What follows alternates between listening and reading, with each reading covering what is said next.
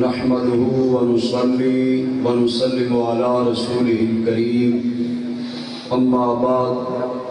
فاعوذ بالله من الشيطان الرجيم بسم الله الرحمن الرحيم وما أرسلناك إلا رحمة للعالمين صدق الله مولانا العظیم۔ تمام حضرات ذوق شوق محبت کے ساتھ بارگاہ رسالت مآب صلی اللہ علیہ وسلم میں ہدیہ صلاۃ و سلام عرض کریں۔ الصلاۃ والسلام علیک یا سیدی یا رسول اللہ وعلی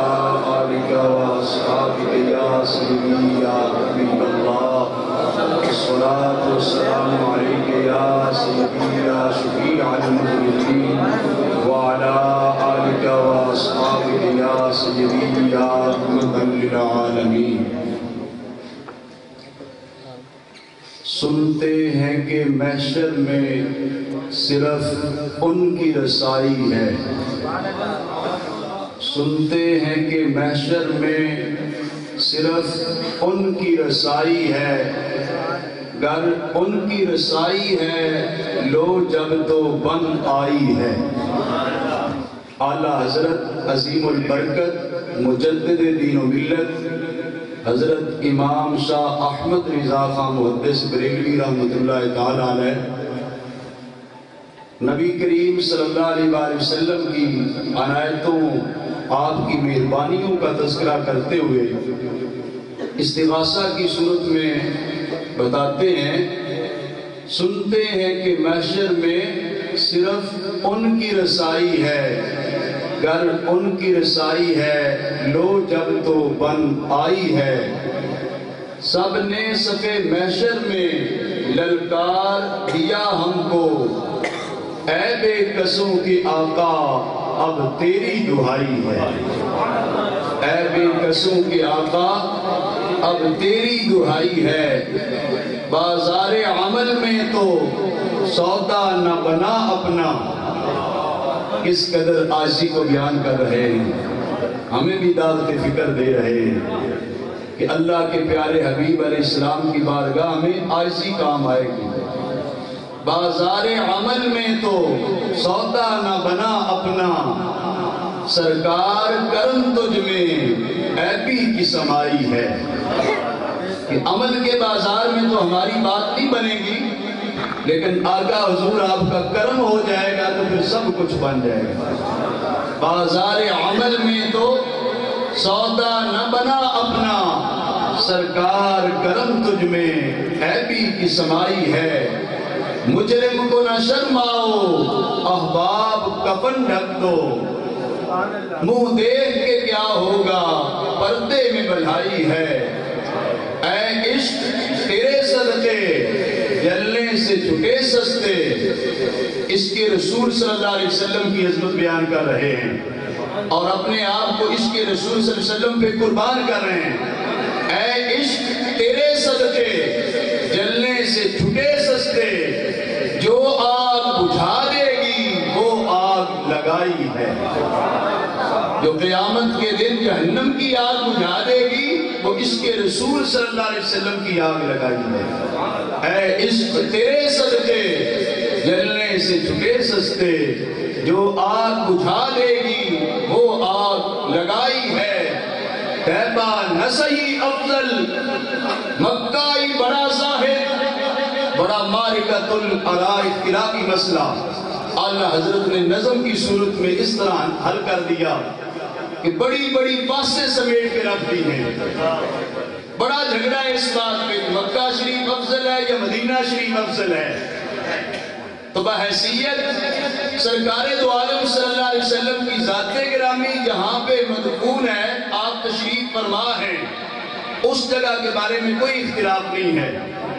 اس کے بارے میں سب کی رائے یہی ہے کہ جس زمین کے بقعہ نور، جس زمین کے حصے کے ساتھ سرکار دو عالم صلی اللہ علیہ وسلم کا جسم پاک ہے، وہ مکہ سے بھی اعلیٰ ہے، وہ خاک کے ذرے بیت اللہ شریف سے بھی اعلیٰ ہے، وہ لوح کرسی عرش سے بھی اعلیٰ ہے۔ اس میں اختلاف نہیں ہے لیکن مجموعی طور پہ اہل علم کا اختلاف چلتا آ رہا ہے کہ اگر دو شہر سمجھے جائیں، ایک مکہ مکرمہ ہے، ایک مدینہ شریف ہے، طیبہ شریف ہے، ان میں کیا ہے؟ اعلیٰ حضرت فرماتے ہیں، جمہور کی رائے کا احترام بھی کر رہے ہیں کہ جمہور نے مکہ مکرمہ کو اعلیٰ کہا، لیکن فرماتے ہیں طیبہ نہ صحیح افضل، مکہ ہی بڑا زاہد، مکہ بڑا زاہد ہے۔ ہم کہتے ہیں نا اپنے انداز میں فلاں بڑا حاجی ہے، اس انداز میں اعلیٰ حضرت فرما رہے ہیں طیبہ نہ صحیح افضل، مکہ ہی بڑا زاہد، ہم عشق کے بندے ہیں کیوں بات پڑھائی ہے؟ ہم تو عشق کے نوکر ہیں نا، ہم تو عشق کے غلام ہیں۔ طیبہ نہ صحیح افضل، مکہ ہی بڑا زاہد، ہم عشق کے بندے ہیں کیوں بات پڑھائی ہے۔ پھر جو مطلع تھا اس میں ایک سوال اٹھتا تھا کہ اعلیٰ حضرت رحمۃ اللہ علیہ فرما رہے ہیں کہ اگر ان کی رسائی ہے، اگر تو وہاں بولا جاتا ہے جہاں پہ شک ہو کہ کیا رب کی بارگاہ میں حضور کی رسائی نہیں ہوگی، یا اعلیٰ حضرت کو شک تھا مطلب میں، اگر تو ایک شاعری کی مجبوری کے تحت آپ نے ذکر کر دیا، بات کو شروع کرتے کرتے یہاں تک لے آئے، لیکن مقصد میں آگے اس کا جواب دے دیا۔ فرماتے ہیں مطلب میں شک کیا تھا، واللہ رضا واللہ، اللہ کی قسم رضا کو شک نہیں ہے، حضور کا جو رب کی بارگاہ میں رتبہ مقام ہے اس میں رضا کو شک نہیں ہے۔ مطلب میں شک کیا تھا، واللہ رضا واللہ، صرف ان کی رسائی ہے، صرف ان کی رسائی ہے۔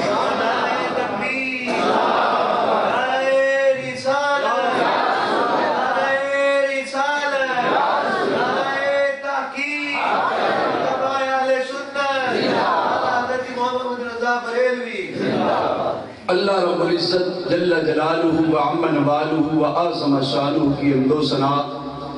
اور اس کے پیارے رسول نبی مکرم نور مجسم شفیع معظم تاجدار عرب و عجم حبیب کبریاء احمد مصطفیٰ حضرت سیدنا محمد مصطفیٰ صلی اللہ علیہ وآلہ وسلم کی بارگاہ بے کس پناہ میں ہدیہ صلاۃ و سلام عرض کرنے کے بعد انتہائی عزت و تکریم کے لائق تمام علماء کرام، تمام بزرگوں، دوستوں، سامعین محترم، میں انتہائی شکر گزار ہوں فاضل محتشم حضرت صاحبزادہ والا شان محترم جناب صاحبزادہ مولانا حسنات احمد جلالی صاحب زیدہ شرفو، آپ نے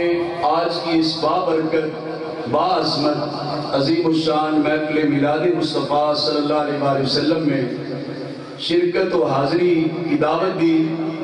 میری دعا ہے کہ اللہ تبارک و تعالی اس محفل پاک میں میرا اور آپ سب کا آنا، مل بیٹھنا،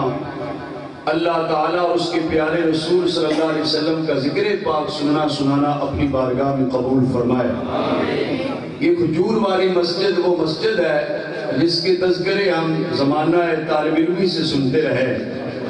اللہ تبارک و تعالیٰ کے ایک کامل بندے، عالم ربانی،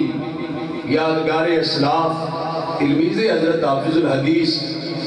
حضرت علامہ مولانا محمد اشرف جلالی صاحب رحمۃ اللہ تعالی علیہ نور اللہ مرقدہ، آپ نے مرکز اہل سنت جامعہ بھکی شریف سے علم و فضل کا بیش بہا خزانہ حاصل کر کے اور ایک مرد کامل کی نگاہ سے تربیت لے کر سرزمین رکن میں آپ تشریف لائے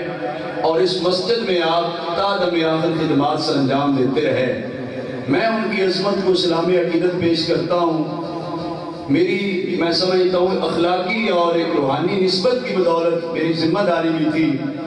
آپ کی یاد میں آپ کے ختم شریف کی عرس پاک کی اس بابرکت محفل پاک جو حضور علیہ السلام کی ولادت باسعادت کے موقع پر انعقاد پذیر ہے، حاضری دیتا۔ بہرحال حضرت مفکر اسلام، یادگار اسلاف، تلمیذ حافظ الحدیث حضرت علامہ مولانا محمد اشرف جلالی صاحب رحمۃ اللہ علیہ کی عظمت کو جو میں نے سمجھا ہے ایک طالب علم کی حیثیت سے، آپ اسے بہتر جانتے ہیں، آپ کو ان سے قربتیں بھی، نسبتیں بھی، نشست و برخاست بھی ان کے مواعظ حسنہ سننے آپ کو بہت زیادہ مواقع ملے ہیں۔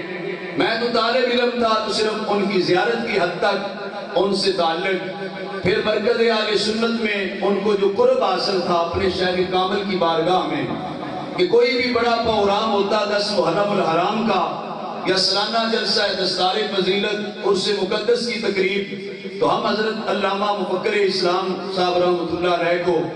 اپنے پورے جوبن میں باز کرتے اور خطاب فرماتے، بڑی خوبصورتی کے ساتھ سننے کا ہمیں موقع ملتا رہا ہے۔ لیکن آپ کو تو بارہا ایسے مواقع ملے ہیں، میرے نزدیک ان کی عظمت یہ ہے کہ جو انہوں نے علم و فضل، زہد و تقوی، اس کو محبت کی دولت اپنے شیخ کامل قبلہ غوث زمان حضرت حافظ الحدیث رحمۃ اللہ علیہ کی بارگاہ سے حاصل کی ہے، اور آپ کے حکم کے مطابق یہاں پہ تشریف لائے ہیں، اپنے شیخ کامل کے ساتھ وفاداری میں زندگی کی آخری سانس تک کوئی فرق نہیں آیا، اور اس خوبصورتی کے ساتھ اس احترام کے تعلق کو، محبت کے تعلق کو، روحانیت والے تعلق کو نبھایا ہے کہ تا دم آخر درگاہ مقدسہ بکی شریف کے خاص مقربین میں آپ شمار ہوتے تھے۔ تو قبلہ مفکر اسلام حضرت علامہ مولانا محمد اشرف دراری صاحب رحمۃ اللہ علیہ، آپ کو اللہ تبارک و تعالیٰ نے بے شمار صلاحیتیں عطا فرمائی تھی۔ آپ کی کلاس فیلو دوست بڑے بڑے علماء اس خطے میں، علاقے میں مختلف مقامات پہ ڈیوٹی سر انجام دیتے رہے، تبلیغ دین، اشاعت دین میں سرگرم عمل رہے، لیکن ان کی جو کوالٹیز تھی، ان کی صلاحیتیں تھی، وہ باقی کی نسبت ممتاز تھی۔ ان کی صلاحیتوں میں نکھار تھا، کسی محفل میں جاتے، کسی مجلس میں جاتے، اپنا معافی ضمیر اور اپنا مدعا مدللانہ انداز میں خوبصورتی کے ساتھ بڑے بڑے شیوخ اور علماء کی موجودگی میں اس انداز میں پیش کرتے تھے کہ جس طرح حرف آخر انہی کی گفتگو اور خصوصی طور پہ انہی کی کلام کو درجہ حاصل ہے۔ یہ ان کا ایک کمال بھی تھا جو اللہ تبارک و تعالیٰ نے انہیں اضافی صلاحیتوں سے مالا مال کیا۔ اور میں طالب علمی دور میں باقاعدہ طور پہ اس چیز کو دیکھا کہ بھکی شریف سے پڑھنے والے لوگوں کی اتنی طویل لسٹ ہے، طویل فہرست ہے جو گنے نہیں جا سکتے، لیکن ان میں اگر کسی نے مفکر اسلام کا لقب اس دور میں پایا تھا، جس دور میں لقب بکتے نہیں تھے، جس دور میں اتنی خوشامد نہیں تھی جتنی آج ہے، جس دور میں لوگوں کی قدریں اسلام کے تقاضوں کے مطابق تھی، چھوٹے بڑے کا شرم و حیا اچھے طریقے سے تھا، یوں ہی کسی کو نہیں کہہ سکتے تھے، اس دور میں بھی ہم نے آپ کے نام کے ساتھ بڑے بڑے علماء کرام کو مفکر اسلام کہتے سنا ہے۔ اور آپ کی میں سمجھتا ہوں وسعت ظرفی یہ تھی، آپ کا کمال یہ تھا، ایک سالانہ جلسہ دستار فضیلت پر میں نے جملہ آپ کی زبان مبارک سے سنا، اور بعد میں دربار عالیہ بکی شریف پر چونکہ بندہ ناچیز کی خادم کی حیثیت سے نقابت کی بھی ذمہ داری ہوتی ہے، اس میں بھی میں نے اس بات کو ذکر کیا آپ کے حوالے سے ہی کہ میں نے طالب علمی دور میں حضرت مفکر اسلام علامہ مولانا محمد اشرف دراری صاحب رحمۃ اللہ علیہ کے بارے آپ خطاب فرما رہے تھے، اور اپنے شیخ کامل کی شفقتوں اور محبتوں کو ایک کوزے میں بند کرتے ہوئے فرما رہے تھے، لوگوں ہم کیا بتائیں کہ جو جاتے ہیں کچھ لینے کے لیے ان کے پاس تو کاسا ہوتا ہے، ان کا تو دامن ہوتا ہے، جس کاسے میں گدائی لیتے ہیں، جس دامن میں کسی سے کچھ دولت سمیٹتے ہیں۔ آپ فرمایا کرتے تھے لوگوں قسم رب کعبہ کی، ہم بھکی شریف حضرت حافظ الحدیث کی بارگاہ میں آئے تھے، ہمارے پاس تو کشکول بھی نہیں تھا، ہم تو خالی ہاتھ آئے تھے، کریم نے اتنا نوازا، اپنے پاس سے کشکول بھی دیا، بھر کے بھی دیا، کشکول بھی دیا، بھر کے بھی دیا۔ میں آپ کی فصاحت و بلاغت والے اس جملے پر یقین جانے بڑا متاثر ہوا، اور سال آج تک میرے سینے میں وہ جملہ مرقوم ہے اور محفوظ ہے، اس لیے کہ جو ایک گھنٹوں بات کی جا سکتی تھی، حضرت حافظ الحدیث رحمت اللہ علیہ ان کے شیخ کامل تھے، ان کے استاد محترم تھے، شاگرد اپنے استاد کی بات کرے، مرید اپنے شیخ کی بات کرے، اور پھر اس کی بات کرے جو رب اور رب کے رسول کی بارگاہ میں مقبول ہو، جن کی بات کرنا بھی عبادت ہوتی ہے، نہ جانے گھنٹوں بات کی جاتی ہے، لیکن ان کی شفقتوں کے سمندر کو کوزے میں بند کرتے ہوئے حضرت مفکر اسلام نے کہا ہم تو جب گئے تھے ہمارے پاس کشکول بھی نہیں تھا، ہمارے پاس تو کوئی گدائی لینے کے لیے حضرت حافظ الحدیث رحمت اللہ علیہ کے سے علم و فضل کی دولت لینے کے لیے ہمارے پاس تو کشکول بھی نہیں تھا، خالی ہاتھ گئے تھے، لیکن جب واپس پلٹے ہیں تو انہوں نے اپنے پاس سے کشکول بھی دیا، بھر کے بھی دیا ہے۔ وفاداروں کی قدر ہوتی ہے نا، سیاسی پارٹیوں میں دیکھ لیں، مذہبی پارٹیوں میں دیکھ لیں، برادری قبیلے میں دیکھ لیں، لوگ وفاداری چیک کرتے ہیں۔ یہ ایم پیز کے تقسیم ہوتے ہیں تو اس وقت وفاداری چیک کی جاتی ہے، دیکھا جاتا ہے پارٹی کے ساتھ کون مخلص ہے، کون وفادار ہے۔ تو حضرت مفکر اسلام کو یہ اعزاز حاصل تھا کہ وہ اپنے مرشد گرامی قبلہ حضرت حافظ الحدیث رحمت اللہ علیہ کے منظور نظر شاگرد تھے، اور ان کے مقبول ترین اور پیارے مرید تھے، اور ان کی سجادہ نشین میرے مرشد گرامی جانشین حافظ الحدیث استاذ العلماء قیوم زمان حضرت علامہ پیر سید محمد مظہر قیوم شاہ صاحب مشہدی نور اللہ مرقدہ، آپ کے خاص مقربین میں اور آپ کے فیض یافتہ اجازت یافتہ علماء کرام میں حضرت مفکر اسلام کا نام آتا ہے۔ اس سے آپ اندازہ کر سکتے ہیں کہ کی شریف میں الحمدللہ قدروں کی عزت کی جاتی ہے، اور اسلامی اخلاقی روحانی جو قدریں ہیں ان کو قدر کی نگاہ سے دیکھا بھی جاتا ہے۔ باقی تو بڑی بڑی جگہوں پہ دیکھا جاتا ہے کہ لوگ ڈالروں میں بکتے جا رہے ہیں اور قدریں کھو گئے، جو آیا کسی کے بارے کہہ دیا، لیکن یہاں پر تو کہتے وقت بھی بڑی جانچ پڑتال ہوتی ہے، یہاں کا تو پیمانہ ہی بڑا سخت ہے اور بہت زیادہ معتبر بات کی جاتی ہے، تو ان کی بارگاہ سے انہیں خصوصی قرب حاصل تھا۔ اور حضرت علامہ صاحب نے اس خطے میں آپ کی میں نے مختلف مقامات پر خطابات سنے، کیونکہ اس طرح کا تعلق نہ بن پایا، اپنی کم عمری کی وجہ سے ان سے وہ تعلق نہ ہو پایا کہ ان کی مجلس میں بیٹھتے، ان سے فیضیاب ہوتے اور ان سے دیکھتے، لیکن اتنی بات ضرور ہے جنہیں حضرت حافظ الحدیث رحمت اللہ علیہ سے قریبی تعلق ہو، آپ کے ساتھ نسبت ہو، دل میں محبت ہو، وہ دنیا میں بھی کامیاب و کامران ہے، قبر اور حشر کے اندر بھی کامیاب و کامران ہے۔ حضرت سرکار کرما والی سرکار رحمت اللہ علیہ، حضرت خواجہ پیر سید اسماعیل شاہ صاحب رحمت اللہ علیہ کرما والی سرکار، جو حضرت اعلیٰ میاں شیر ربانی رحمت اللہ علیہ کے خلیفہ مجاز ہیں، آپ کے پاس ایک بار قبلہ حضرت حافظ الحدیث رحمت اللہ علیہ بکی شریف کے حضرت پیر سید جلال الدین شاہ صاحب مشہدی نور اللہ مرقدہ زیارت کے لیے کرما والا تشریف لے گئے، تو جب آپ کی مجلس میں پہنچے، رش کی وجہ سے ایک خادم آگے سے راستہ بناتے جاتا، لوگوں درمیان سے جگہ چھوڑو، حضرت صاحب آ رہے ہیں، شاہ صاحب آ رہے ہیں، جن کی زیارت کرنے گئے، جن کو ملنے گئے تھے، انہوں نے حضرت پیر سید اسماعیل شاہ صاحب بخاری رحمت اللہ علیہ نے فرمایا، اے خادم آگے سے ہٹ جا، مخلوق خدا کو اس سید زادے سے ٹچ ہونے دے، یہ سید جلال الدین ہے، اس کے جسم پاک سے جو اللہ کی مخلوق سے لگ گیا، قیامت کے روز حضور کے صدقے وہ جنت میں جائے گا۔ نعرہ تکبیر، نعرہ رسالت، نعرہ تحقیق، نعرہ سنت، سید بلاد النبی۔ سامعین محترم، اتنی بڑی اتھارٹی کے ساتھ جو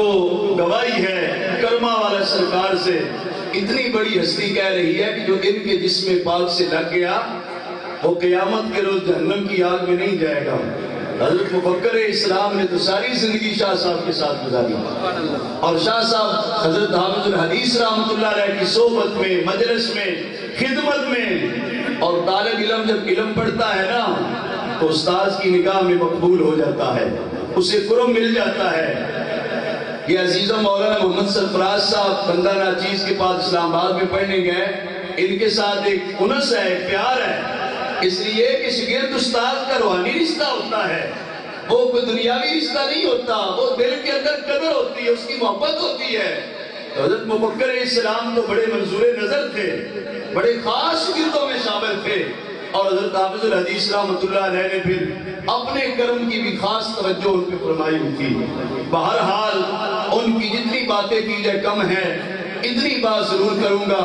کہ وہ جعلی شخصیت بھی نہیں تھے، نمائشی شخصیت بھی نہیں تھے، تصنع اور بناوٹ والی بھی شخصیت نہیں تھے کہ ان کے بارے میں ہم باتیں کریں جھجکے کہ کوئی بندہ کہے گا ویسے ہی بڑھا چڑھا کر رہے ہیں۔ وہ ایک حقیقی شخصیت تھے، وہ عالم ربانی تھے، اور ان کے علم، عمل اور اخلاص میں ہر اعتبار سے اللہ تعالیٰ کی طرف سے خاص برکت تھی۔ اس وجہ سے اللہ تبارک و تعالیٰ نے دنیا میں بھی مقام بخشا ہے۔ جب روز محشر ہوگا انشاءاللہ تعالیٰ حضرت حافظ الحدیث رحمۃ اللہ علیہ کے معیت اور رفاقت میں آپ کے یہ تلامذہ اور فیض یافتگان اٹھ کر حضور کے لیے اور ہم جھنڈے تلے جگہ جائیں گے۔ تو سامعین محترم، چونکہ ربیع الاول شریف کا یہ بابرکت مہینہ جس میں دنیا بھر میں مسلمان اپنی محبتیں اور اپنی عقیدتیں اپنے رسول کے ساتھ پیش کر رہے ہیں، اور ربیع الاول کا معنی پہلی بہار ہوتا ہے،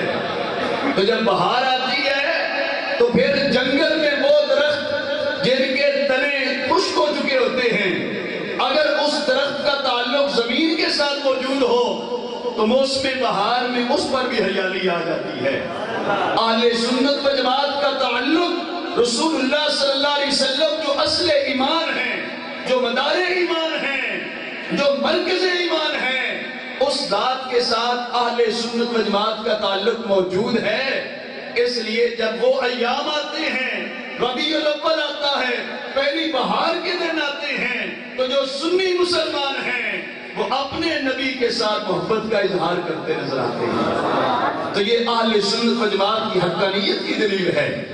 کہ اپنے نبی سے تعلق ہے۔ کوئی پوچھے کیا کر رہے ہو؟ بھئی جس کے ہیں اس کے گیت گا رہے ہیں، جس کی نعمتیں کھاتے ہیں اسی کے گن گا رہے ہیں۔ یہ تو دنیا کا قاعدہ ہے، دنیا کا قانون ہے، جو جس کا ہوتا ہے اسی کے گیت گاتا ہے۔ یہ تو ہر بندہ سمجھتا ہے۔ بھئی ہم نبی پاک کا ذکر پاک کر رہے ہیں، آپ کی آمد کو مرحبا کہہ رہے ہیں، آپ کی آمد پر خوشی کا اظہار کر رہے ہیں، اس لیے ہم ان کے غلام ہیں، وہ ہمارے آقا ہیں۔ اس بات کا ثبوت ہے، اور ہم وفادار بھی ہیں کہ آپ کی ولادت باسعادت پر ہم خوش بھی ہیں، اور خوشی اور مسرت کا یہ عالم ہے کہ ہم جشن عید میلاد النبی صلی اللہ علیہ وسلم مناتے ہیں۔ تو دنیا بھر کے ایک اصول ضابطے کے مطابق آقا حضور علیہ السلام کا ذکر پاک کرنا، آپ کی ولادت باسعادت کے موقع پر خوشی اور مسرت کا اظہار کرنا، یہ ہم پر لازم اور ضروری ہے۔ اس لیے ہم ان کا کھاتے ہیں، عید بھی انہی کے گاتے ہیں۔ گجرات میں ایک بڑی عظیم شخصیت گزری ہے، حضرت حکیم الامت مفتی احمد یار خان صاحب نعیمی رحمۃ اللہ علیہ، اور بڑی پیاری شخصیت، بڑی علمی شخصیت، اور اہل سنت و جماعت کی بڑی قابل فضل اور مایہ ناز شخصیت ہیں۔ آپ نے نظم کی صورت میں یہ بات کرتے کہا ہے، لوگوں دنیا بھر کا ہے یہ قاعدہ، دنیا بھر کا ہے یہ قاعدہ، جس کا کھانا اسی کا گانا۔ قانون ہے نا بھئی، دنیا بھر کا قانون ہے، کسی سے بھی پوچھ لو، دنیا بھر کا ہے یہ قاعدہ، جس کا کھانا اسی کا گانا، نعمتیں جن کی کھا رہے ہیں، گیت انہی کے گا رہے ہیں۔ یہ تو وفاداری کی دلیل ہے، غلامی رسول کی علامت ہے، یہ اس بات کی دلیل ہے کہ میلاد منانے والے آقا حضور علیہ السلام کے غلام ہیں، آقا حضور پہ ایمان رکھنے والے ہیں، آقا حضور صلی اللہ علیہ وسلم کو چاہنے والے ہیں۔ دنیا بھر کا ہے یہ قاعدہ، جس کا کھانا اسی کا گانا، نعمتیں جن کی کھا رہے ہیں، گیت انہی کے گا رہے ہیں۔ نثار تیری چہل پہل پہ ہزاروں عیدیں، ربیع الاول سوائے ابلیس کے جہاں میں سبھی تو خوشیاں منا رہے ہیں۔ تو سامعین محترم، نبی کریم صلی اللہ علیہ وسلم کی ذات گرامی، آپ کے تذکرے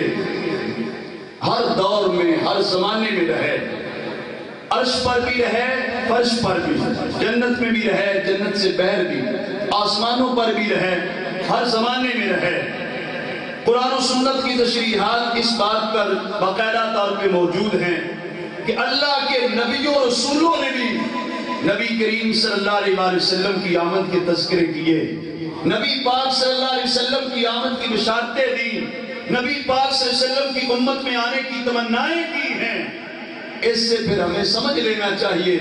کہ جس نبی کا ہم کلمہ پڑھتے ہیں اس کی عظمت اور شان کیا ہے،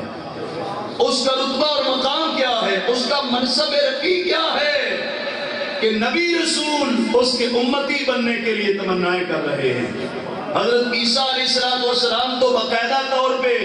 حضور علیہ السلام کی امت میں تشریف لائیں گے، یہ ایک مسلم عقیدہ ہے اہل اسلام کا۔ اس سے آپ اندازہ لگائیں نبیوں رسولوں کی خواہش، ان کی تمنا ہر دور میں ذکر خیر ہوتا رہا۔ حضرت سیدنا ابراہیم علیہ نبی جناب علیہ السلام نے بہت بڑا کارنامہ سر انجام دیا۔ کیا بھائی؟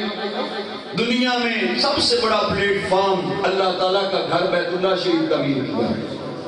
لیکن اللہ تبارک و تعالیٰ کا گھر بنا کے بیت اللہ شریف تعمیر کر کے اس موقع پر بھی جو رب کے حضور دعا کی ہے، اس میں بھی ہمارے آقا امام الانبیاء صلی اللہ علیہ وسلم کی آمد کے لیے دعا کی، ربنا وابعث فیہم رسولا، اے ہمارے رب ان میں اپنا رسول مبعوث فرما، وہ پیارا اور محبوب رسول مبعوث فرما۔